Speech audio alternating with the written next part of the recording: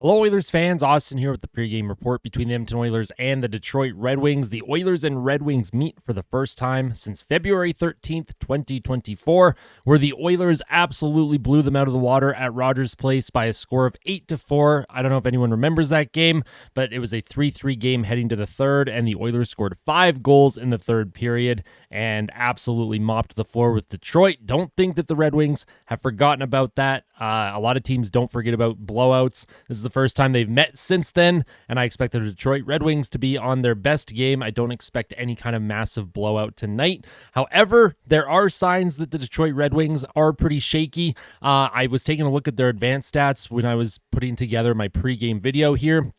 And when we do get to the advanced stats, I will talk about them. Detroit is currently 4-4-0. They are 500, and they've had a decent start to the season. However, there are signs that their game is going to be crumbling down very soon. And for the Edmonton Oilers, they're kind of on the opposite end of the spectrum. They are 3-4-1, one game below 500, but their advanced metrics show that this is a team that is on the verge of going on this huge surge up the standings. And if their last 5 games are anything to kind of go by, the Oilers have won 3 of their last 5. They are 3-1-1. They are in a really good position to continue to build on their game. Their power play looks like it's starting to kind of figure things out. They have scored a power play goal in their last 2 games. Their penalty kill, while not great, has killed its last few, and that's a good sign. The Oilers also are starting to find some goal scoring. They did score 4 goals against the Penguins, although for Penguins fans, you and I know that probably should have been a 9 or 10-1, maybe 10-2 game, not a 4-0 game. Pittsburgh's goaltender, Joel Blomqvist, played absolutely out of his mind in the last game for the Oilers, against the Oilers, sorry. And so we're going to get into the entire pregame report. If you enjoy these, make sure you hit that like button. And if you really enjoy them, make sure to subscribe to the YouTube channel if you are not yet subscribed. And a friendly reminder, my content is now available on Spotify, Amazon, and Apple in audio form. So if the YouTube videos are something that you are not always able to tune into, or if you're on a data plan and you don't want to mess up your data by watching these 1080p 60 FPS videos, you can for sure just look up the Austin Hockey Podcast on Spotify, Apple, and Amazon Music. I should pop up there, and every time one of these videos goes live on YouTube, it will also at the same time be going live on the audio channel. So I hope you all enjoy that. That's something that I'm excited to bring to the table for everyone. Just another way for people to gain access and have some fun and listening to the content, I guess you could say. But without further ado, let's get into the projected lineup for tonight. The Edmonton Oilers, they're not changing anything up from their game against Pittsburgh other than the starting goaltender. It will be Calvin Pickard in the net. Tony Brar tweeted that out as of the recording of his video about 20 minutes ago. So the projected lineup for Edmonton: top line will remain Ryan Nugent-Hopkins, Connor McDavid, and Zach Hyman. Nugent-Hopkins finally scored his first goal of the season against Pittsburgh, and now that he's off the schneid, it's time for Zach Hyman to get his first goal. Now, I did not realize it at the time. He did get an assist on RNH's goal in the third period. When that goal happened, that was initially listed as unassisted. However, he has since been awarded a point, so at least Zach Hyman is no longer sitting at 0 goals and 0 points. Maybe that 1 point, maybe mentally that can kind of get him, push him a little bit to get that first goal. He has had a multitude of looks, and I really hope that this does not turn into a Connor Brown situation from last year where Zach Hyman is not able to sniff the net until March. So hopefully for Zach Hyman, he gets his first goal of the season. He can really start to build his game and feel good about his play on the ice, because it has been good. I thought him and McDavid connected for some really good opportunities against the Penguins. It's just about bearing down on your opportunities and finding a way to score. I mentioned in my day after discussion video yesterday after the Penguins game that Zach Hyman should just pick a corner and shoot the puck. He keeps going backhand when he gets these partial or actual breakaway opportunities. I think Zach Hyman, it would be better suited to just pick a corner, maybe a quick wrister below the blocker, above the glove, wherever you want to put it. Zach Hyman has just got to bear down on his opportunities. The goals will come, and when they come, it's going to be a snowball effect where they don't stop coming, and you won't be able to stop Zach Hyman. So for Zach Hyman, he's very, very close. Second line, we're going to have Vasily Podkolzin with Leon Draisaitl and Victor Arvidsson, which was arguably Edmonton's best line against the Pittsburgh Penguins.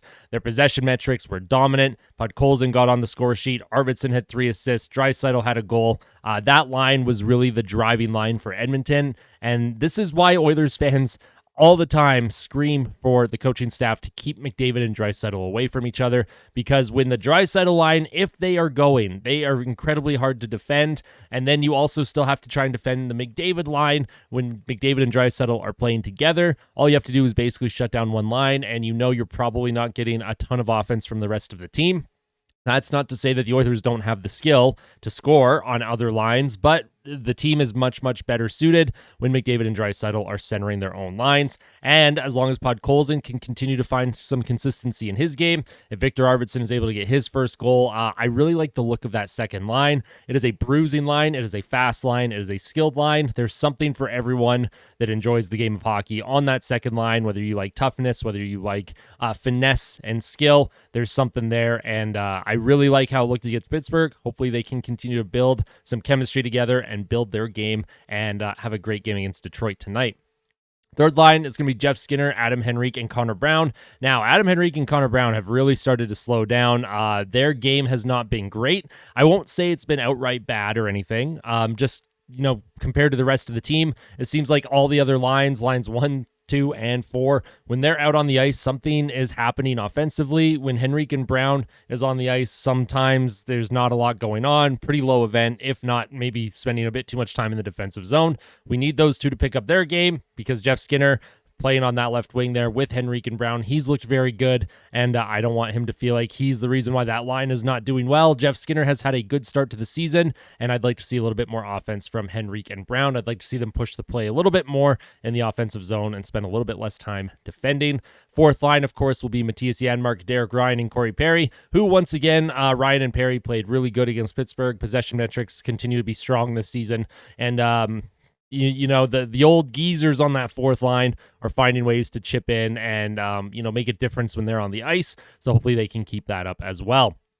Defensively, you have Matthias Ekholm with Evan Bouchard. You have Darnell Nurse with Troy Stetcher. You have Brett Kulak with Ty Emberson. And then, like I mentioned, Calvin Pickard in net. I am going to make a quick note on Darnell Nurse. Now, I was asked in yesterday's Day After video, there was a comment. They were asking me why I didn't talk about Darnell Nurse, didn't talk about his fight, and didn't talk about his impact on that game against the Penguins. Mostly because I will address that. One, in the post-game reaction video that I uploaded not long after the game ended, I did talk about Darnell Nurse. I did talk about his fight and, the Oilers being 3-0 when they have a fighting major in a game. So we all know the Edmonton Oilers, they'll win this game if they fight someone, which is great. Hopefully they do that again.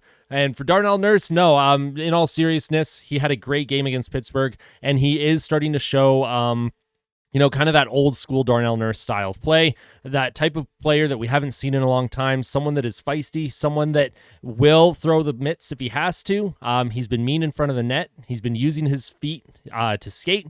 There was a few moments against Pittsburgh where instead of just putting the puck off the glass, he utilized his foot speed to skate himself out of trouble, and that's a really good thing. Darnell Nurse, he is at his best when he's able to just rely on his instincts and play to his strengths, and that is his speed. That is his ability to move with the puck, and of course, he does have a physical mean side to him, a little mean streak, and we like to see that as well as Oilers fans. So Darnell Nurse, let's keep building on that game as well.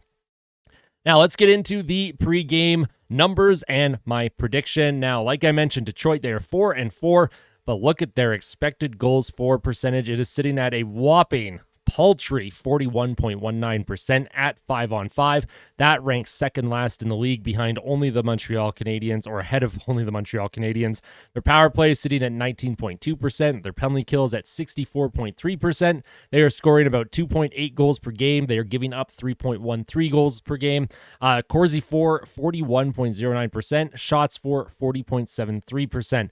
The Detroit Red Wings are a team that are relying heavily on their goaltending right now. Alex Lyon is sitting at a 940 save percentage or something. He has been one of the big reasons why the team is even winning hockey games right now. The Detroit Red Wings, a few nights ago, they beat the New York Islanders 1-0, and they had 10 shots on goal. Clearly, that is an unsustainable way to win hockey games. You're not going to be able to do that all the time. And I do believe Cam Talbot will get the start in net for Detroit tonight against Edmonton. The Oilers, of course, are very familiar with Cam Talbot after his stints against us with the Calgary Flames, the LA Kings in the playoffs. The Oilers should have Cam Talbot's number, and as long as Edmonton is playing their game, they should come out with a victory. But that's not to discredit the Detroit Red Wings. They do have really good players on that team, and that's not to discredit their goaltending because it has been phenomenal this season. It is truly probably the reason why they are even winning hockey games right now. Should be a fun game to watch, but hopefully the Oilers come out on top. Now, on the other side of the spectrum, when it comes to the advanced analytics, the Oilers, their expected goals for percentage is 55.43%, although I actually think that's higher. I don't think I actually updated that. Give me 1 second. I have Natural Stat Trick open on my other monitor here. It is currently 57.90% is what the Oilers' expected goals for percentage is, not 55. So 57.90 for the Oilers, and that ranks second best in the league. They are behind only the Carolina Hurricanes when it comes to generating the expected goals. And, for a lot of fans, you don't like analytics, that's A-okay. Basically, all that means is that the Oilers are generating much more chances and higher quality chances than they are giving up. Their power play starting to turn it around here. It's now at 14.3%. It's not the worst in the league anymore, which is great.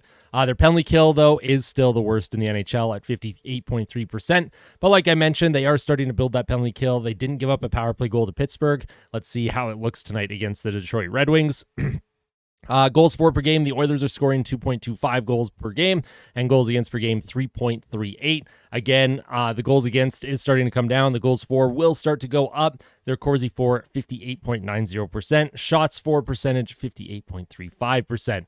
My player to watch tonight is Calvin Pickard. Stuart Skinner has given the team 2 straight really good games in net for Edmonton. And for Calvin Pickard, you want to see him be able to step in and continue that good play for the Oilers. He is going to be my player to watch. So hopefully that goaltending remains a little bit intact here for Edmonton. And my score prediction is going to be 4-1 Oilers. I do think they're going to continue to find some offense. Again, it's not going to be a complete blowout, but I do think defensively and goaltending, I think the Oilers are starting to figure things out slowly but surely here. And I think the offense is also going to step up. I'm predicting a 4-1 Oilers win. Let me know who you think is going to win this game. Let me know your score prediction. Let me know your player to watch in the comment section below. I want to thank everyone for tuning into today's pregame report. Your support means the absolute world to me. Normally, I do a post-game reaction video about 35 to 45 minutes after the game ends. However, because of my work schedule, that video will not be up until much later tonight. So if you don't see that till late tonight or even early tomorrow morning, I do apologize for that. But keep an eye out for it. It will be up. I will have it up at some point today. So thank you so much once again for tuning in. Make sure to hit the like button. Make sure to subscribe if you are not yet subscribed. And we will see you in the post-game reaction. Oilers fans, tell someone that you love them. Fight like a kid, fight like Ben. Like always, let's go Oilers.